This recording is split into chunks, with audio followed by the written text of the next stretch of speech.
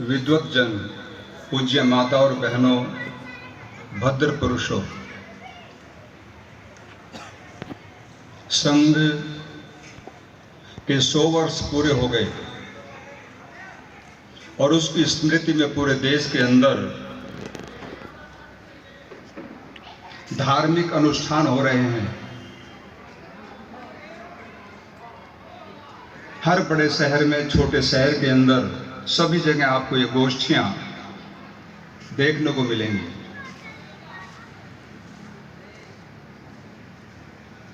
संघ का अपना एक इतिहास है और ये हिंदुओं को एकता के सूत्र में बांधने के लिए। वैसे तो हमारी वैदिक विचारधारा हमें यही सिखाती है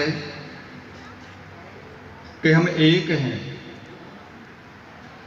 और वैदिक विचारधारा आज से नहीं, सृष्टि के प्रारंभ से हमें शिक्षा देती आ रही है। कई पाश्चात्य विद्वानों ने कहा है कि संसार की लाइब्रेरी की सबसे प्रथम पुस्तक अगर कोई है तो ऋग्वेद है। तो हमारी वैदिक संस्कृति है और ये हमेशा प्रेम के भाव सिखाती है।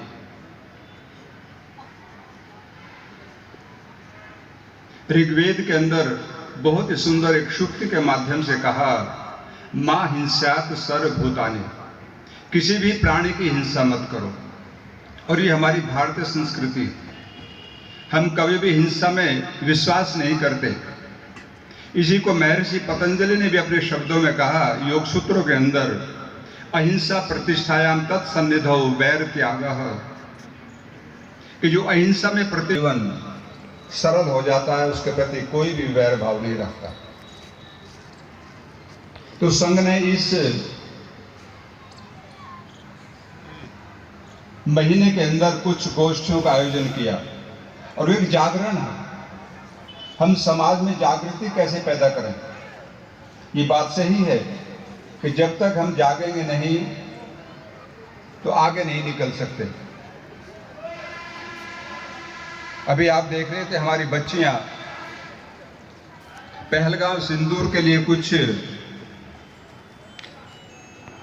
अपने विचार दे रही थी, और जब ये कांड हुआ था, मैं समझता हूं हर भारतीय उसका खून खोल रहा था, क्योंकि वो दृश्य बहुत ही भयावह था। तो ऐसी स्थिति में हम एक यूनिटी के साथ में रहें, संगठित हों। वेद का अंतिम जो भाग है उसके अंदर एक मंत्र आया, उसमें कहा, संगच्छध्वम संवदध्वम संवो मनांस जानताम देवा भागम यथा पूर्वे सम जानाना उपासते। संगच्छध्वम, हम एक साथ मिलकर चलें, रास्तों पर नहीं जाना, हमारा एक ही रास्ता होना चाहिए। हम सब आर्य हैं, आर्य पुत्र हैं।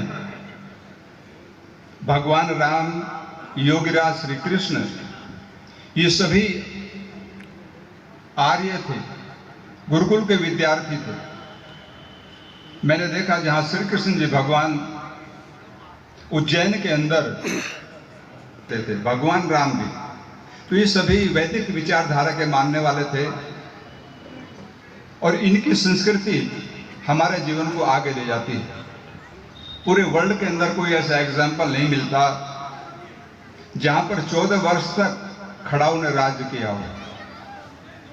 जब भगवान राम को वनवास हो जाता है और भरत को ये जिम्मेदारी देने की बात आती है, तो भरत ने कहा, नहीं, ये सिंहासन तो बड़े भाई का है, मैं इस पर नहीं बैठ सकता।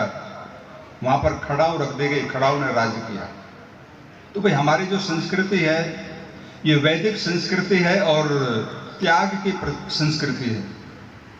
महर्षि कपिल, कणाद, गौतम, जितने भी हमारे ऋषि हुए, स्वामी दयानंद जी, विवेकानंद जी, इन सभी ने समाज को ऊपर उठाने का काम किया।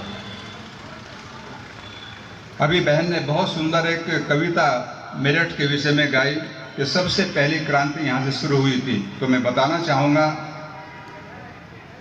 महर्षि दयानंद सरस्वती जी महाराज ने 30 साल यहाँ पर काली पलटन जो यहाँ पर मानी जाती है उस पर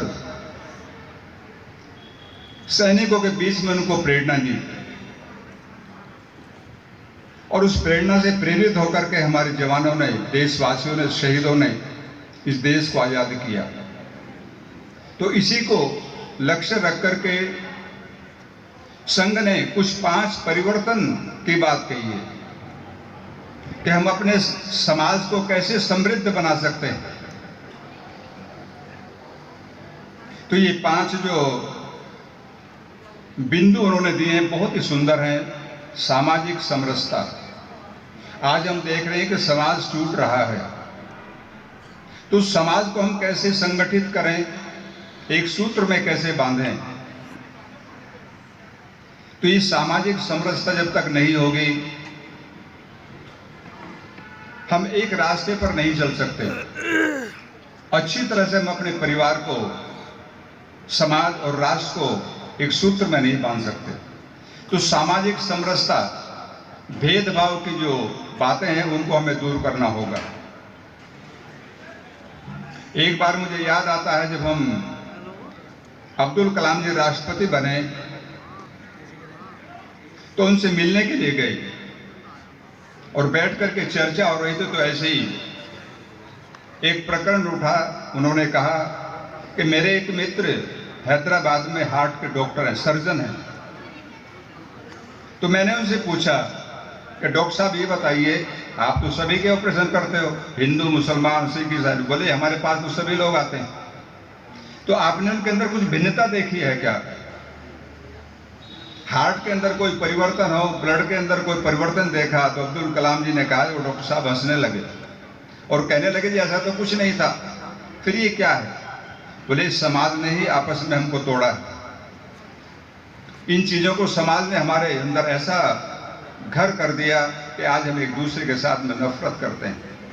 तो बस सामाजिक समरसता, जब बच्चा पैदा होता है ना वो हिंदू होता है ना मुसलमान होता है, कुछ भी नहीं होता, केवल एक शिशु होता है। बाद में उसको सब चीजें सिखाई जाती हैं। तो हमें उस सामाजिक समरसता को समाज के अंदर स्थापित करना है। हम सब एक हैं, कोई छोटा नहीं, कोई बड़ा नहीं, सबके अंदर वही जीवात्मा। मैं फिलोसफी का विद्यार्थी हूँ तो मैं अच्छी तरह समझता हूँ कि सभी के अंदर वही एक जीवात्मा है, वही सारे ऑर्गन्स हैं, सब कुछ सिस्टम वही है। ये समाज हमें ऐसे सिखाता है। तो भाई हमें समाज के अंदर समरसता को पैदा करना जो संघ का एक विचार है। दूसरा, पर्यावरण। पर्यावरण हमारे लिए इतना जरूरी है कि आप सोच नहीं सकते। मुझे अच्छी तरह याद है, गांव के कुछ लोग भाई यहाँ पर आए हुए हैं। जब हम गांव में रहते थे तो इतने गांव के अंदर बगीचे थे। अब जब त्योहार में जाकर देखता हूं तो सारा सब कुछ चौड़ा नजर आता है, सारे पेड़ों को काट दिया गया। तो किसान क्या सोचता है कि इसकी तो आवश्यकता नहीं, लेकिन ऐसा नहीं भाई। अगर आप पर्यावरण का शोधन करना चाहते हो, उसको शुद्ध रखना चाहते हो और जीवन हमारा अच्छा हो, तो उसके लिए वृक्ष लगाओ। मेरा एक अभियान है, शादी की वर्षगांठ हो, हमारे परिवार में कोई नया बच्चा जन्म ले या आप कोई भवन बनाएं, बुजुर्गों की बरसी हो, तो सब पर एक पेड़ लगाओ। और उस पेड़ को केवल इसलिए नहीं लगाना भाई कि हमें फोटो खींचना है। आज हम देखते हैं राजनेता आते हैं वृक्षारोपण के लिए और पौधा रोपित किया और उसका फोटो खींच लेते हैं और अखबार में डाल देते हैं। वहां पर राजनेता आए, उन्होंने हजारों हजारों पेड़ लगाए, लेकिन जब 10-15 दिन के बाद जाकर देखते हैं तो पेड़ सूख जाता है। तो फोटो खींचने के लिए हमें इसका प्रयोग नहीं करना। हमें इस सृष्टि को सुंदर बनाना है। परमात्मा ने इस संसार को बहुत सुंदर बनाया। आप कभी हिमालय पर जाकर के देखिए, मैं वहां कई वर्ष रहा हूं। नेचर ने इतने सुंदर वृक्ष लगाए हैं, आदमी देख करके गदगद हो जाता है। अलग अलग वैरायटी फलों के वृक्ष भी हैं, छायादार हैं, लकड़ी के देवदार के वृक्ष हैं, कैल है, चीड़ है। और बड़े सुहाने वृक्ष लगते हैं, भाई वे अगर वृक्ष नहीं होंगे तो हमारा आपका जीवन नहीं होगा। आपके पास बहुत अधिक धन हो सकता है,